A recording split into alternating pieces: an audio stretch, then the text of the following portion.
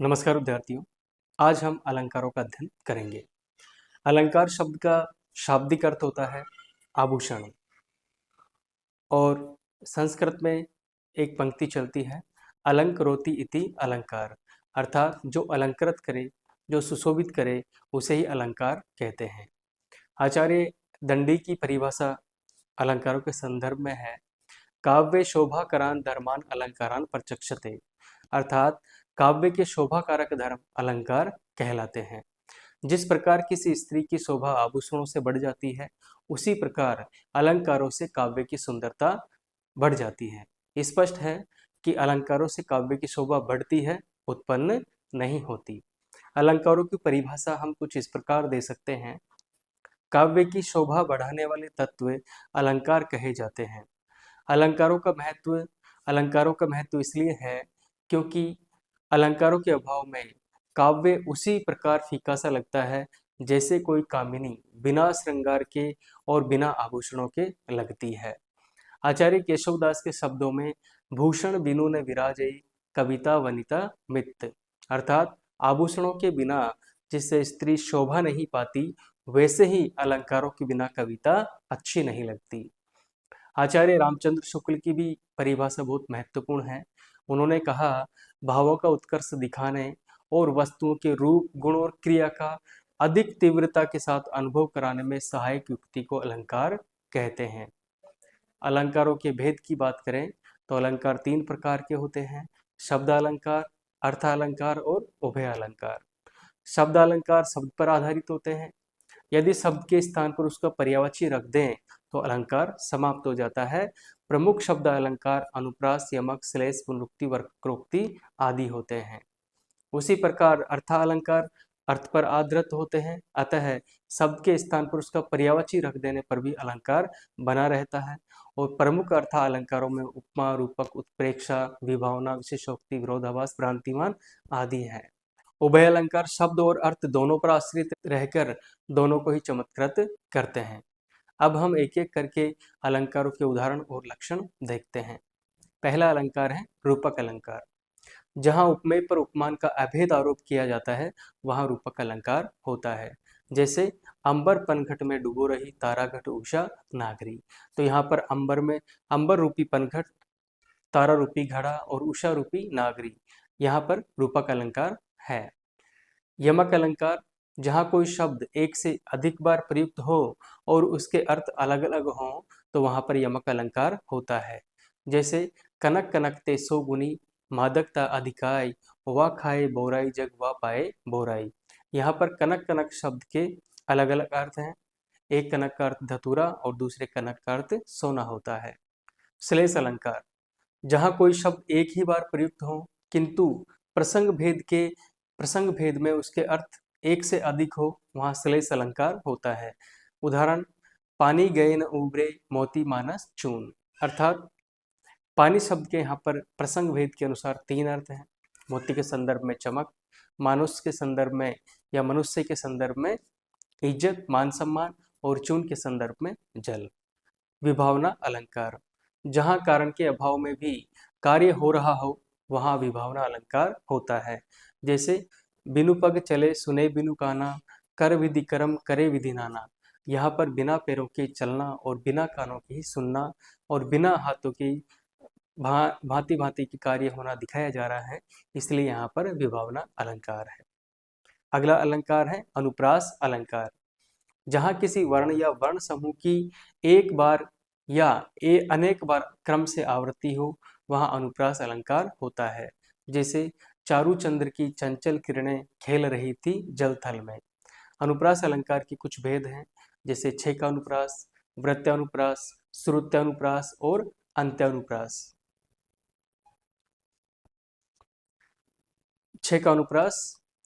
छेकानुप्रास, जहाँ वाक्य में किसी एक वर्ण की आवृत्ति केवल एक ही बार हो, अर्थात वह वर्ण 2 बार आए, तो वहां पर छेकानुप्रास अलंकार होता है। जैसे इस करुणा कलित हृदय में अब विकल रागिनी बसती।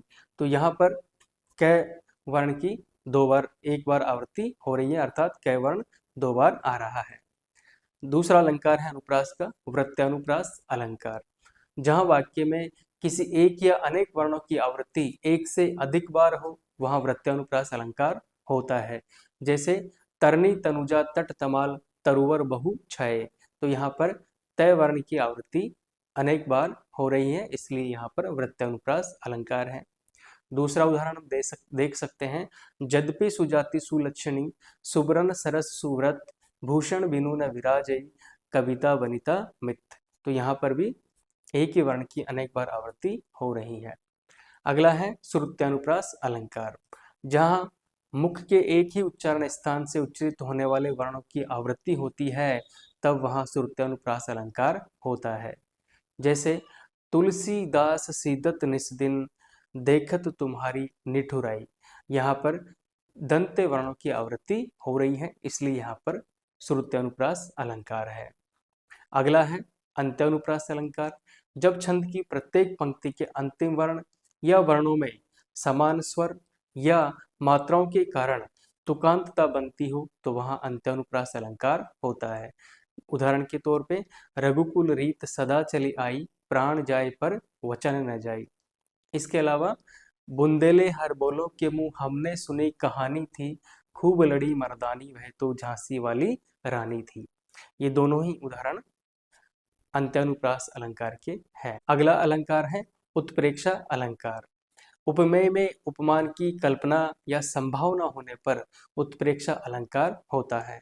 उत्प्रेक्षा अलंकार में कुछ वाचक शब्द आते हैं, जैसे जनु, मनु, मनहु इत्यादि वाचक शब्द आते हैं, जिससे हम पहचान सकते हैं।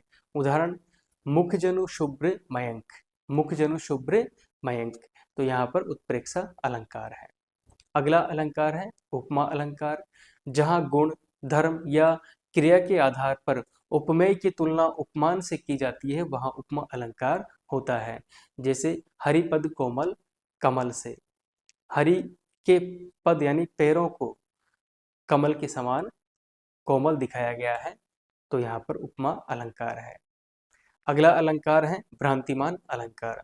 उपमेय में उपमान की भ्रांति होने से और तद अनुरूप क्रिया होने से भ्रांतिमान अलंकार होता है। उदाहरण नाक का मोती अधर की कांति से, बीज दाड़िम का समझकर भ्रांति से, देख कर सहसा हुआ शुक मौन है, सोचता यह अन्य शुक कौन है, तो यहाँ पर भ्रांतिमान अलंकार का उदाहरण है। अगला अलंकार है संदेह अलंकार, जहाँ उपमेय के लिए दिए गए उपमानों में संदेह बना रहे तथा निश्चय न हो सके, वहाँ संदेह अलंकार होता है। जैसे सारी बीच नारी है कि नारी बीच सारी है, सारी ही की नारी है कि नारी ही की सारी है। यहाँ पर संदेह हो रहा है कि साड़ी की नारी बनी हुई है या नारी की साड़ी बनी हुई है। व्यतिरेक अलंकार, जहाँ कारण बताते हुए उपमेय की श्रेष्ठता उपमान से बताई गई हो, वहाँ व्यतिरेक अलंकार होता है। जैसे का सरवरी तही देव मयंकु चांद कलंकी वह निकलंकु, तो यहाँ पर मुख की समानता चंद्रमा से कैसे दूं, चंद्रमा में तो कलंक है जबकि मुख निष्कलंक है, तो यहाँ पर व्यतिरेक अलंकार होता है। अगला अलंकार है प्रतीप अलंकार। प्रतीप का अर्थ है उल्टा या विपरीत। यह उपमा अलंकार का विपरीत होता है, क्योंकि इस अलंकार में उपमान को लज्जित, पराजित या हीन दिखाकर उपमेय की श्रेष्ठता बताई जाती है। जैसे सिय मुख समता किमि करे चंद वापुरो रंक, सीता जी के मुख यानी उपमेय की तुलना बेचारा चंद्रमा उपमान नहीं कर सकता। उपमेय की श्रेष्ठता प्रतिपादित होने से यहाँ पर प्रतीप अलंकार है। अगला अलंकार है असंगति अलंकार। कारण और कार्य में संगति न होने पर असंगति अलंकार होता है। जैसे हृदय घाव मेरे पीर रघुवारे, हृदय में घाव तो लक्ष्मण के हैं, लेकिन पीर यानी पीड़ा राम को हो रही है, अतः यहाँ पर असंगति अलंकार है। दृष्टांत अलंकार, जहाँ उपमेय, उपमान और साधारण धर्म का बिंब प्रतिबिंब भाव होता है, वहाँ दृष्टांत अलंकार होता है। जैसे करत करत अभ्यास के जड़मति होत सुजान, रसरी आवत जात ते सिल पर परत निशान, तो यहाँ पर बिंब प्रतिबिंब भाव आ रहा है, इसलिए यहाँ पर दृष्टांत अलंकार है। अर्थांतरन्यास अलंकार, जहाँ सामान्य कथन का विशेष से या विशेष कथन का सामान्य से समर्थन किया जाए, वहाँ अर्थांतरन्यास अलंकार होता है। जैसे जो रहीम उत्तम प्रकृति का करी सकत कुसंग, चंदन विश्व व्यापत नहीं लिपटत रहत भुजंग। तो यहाँ पर अर्थांतरन्यास अलंकार है। अगला अलंकार है विरोधाभास अलंकार। विरोधाभास अलंकार, जहाँ वास्तविक विरोध न होते हुए भी विरोध का आभास मालूम पड़े, वहाँ विरोधाभास अलंकार होता है। जैसे या अनुरागी चित्त की गति समुझे नहीं कोई, जो जो बूढ़े श्याम रंग त्यों त्यों उज्ज्वल होई। यहाँ पर श्याम रंग में डूबने पर उज्जवल होने का हमें विरोध आभासित हो रहा है, परंतु वास्तव में ऐसा नहीं है, क्योंकि श्याम रंग अर्थात कृष्ण भक्ति के अंदर जो जो व्यक्ति डूबेगा उसका भविष्य उतना ही उज्जवल होता जाएगा। अगला अलंकार है अन्योक्ति अलंकार। अन्योक्ति का अर्थ है अन्य के प्रति कही गई उक्ति। इस अलंकार में अप्रस्तुत प्रतीकों के माध्यम से प्रस्तुत का वर्णन किया जाता है। जैसे उदाहरण, नहीं पराग नहीं मधुर मधु, नहीं विकास यही काल, अली कली ही सो बंध्यो आगे कौन हवाल। यहाँ भ्रमर और कली का प्रसंग अप्रस्तुत विधान के रूप में है, जिसके माध्यम से राजा जय सिंह को सचेत किया गया है, अतः यहाँ पर अन्योक्ति अलंकार है। अगला अलंकार है मानवीयकरण अलंकार।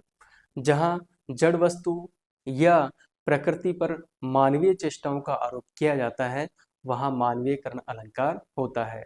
उदाहरण के तौर पे जैसे फूल हंसे कलियां मुस्काई, या जगी वनस्पतियां अलसाई, मुख धोती शीतल जल से। तो यहाँ पर फूलों को हंसना, कलियों का मुस्कुराना और वनस्पतियों का शीतल जल से मुक्त होना मानवीय चेष्टाएं हैं, अतः यहाँ पर मानवीयकरण अलंकार है। अगला अलंकार है अतिशयोक्ति अलंकार। अतिशयोक्ति का अर्थ है किसी बात को बढ़ा चढ़ाकर कहना। जब काव्य में कोई बात बहुत बढ़ा चढ़ाकर कही जाती है तो वहां पर अतिशयोक्ति अलंकार होता है। जैसे लहरें व्योम चूमती उठती, तो यहाँ पर लहरों को आकाश को चूमते हुए दिखाकर अतिशयोक्ति का विधान किया गया है, अतः यहाँ पर अतिशयोक्ति अलंकार है। तो इस प्रकार हमने यहाँ पर प्रमुख अलंकारों को उदाहरण सहित बताने की चेष्टा की है, बहुत ही कम समय में। ये वीडियो आपको कैसा लगा जरूर बताएं। धन्यवाद।